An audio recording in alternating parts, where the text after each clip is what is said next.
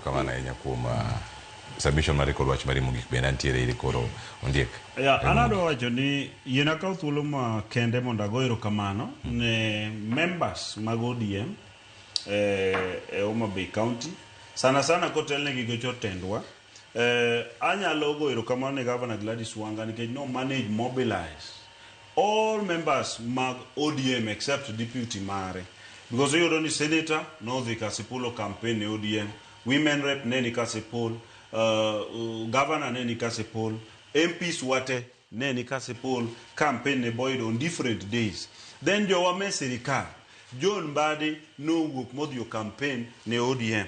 Ne wan gi Dr. Raymond Omolo no dhi moriwore gi deputy president kaachiel gi governor magi campaign ne ODM. Kuma factors mamoko gino chako wuoke e chumbu miwinja wacho ka. Koro adwa koni ni power mar mobilizing these people ne chairperson mar ODM onyiso ni en go.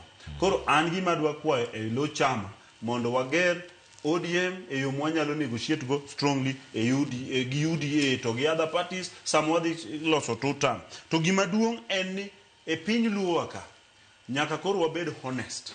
Joma nie sirikal te nyaka bed honest gi each other.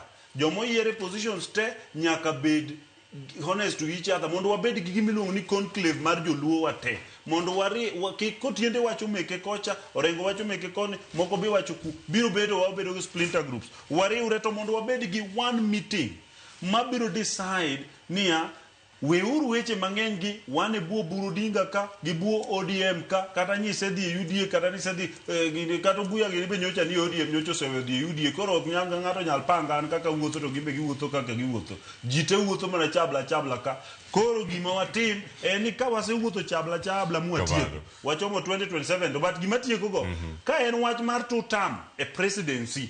Get presidency be manager mar a country, then kare wa focus on two terms on governors bende nikech gibe gin managers ma county maybe we change our MPs MCA senators kare but ka president watero two term nikech wa me time to deliver governor be kare nyaka wadhi wa me two term mar delivering. Mano is what I'm saying. Emomiyo ka focus on mobehi wabro focus on whether kwa miyo governor president two term then gibed quiet mondo wami governor two term peace mondo jiyo deliver jite.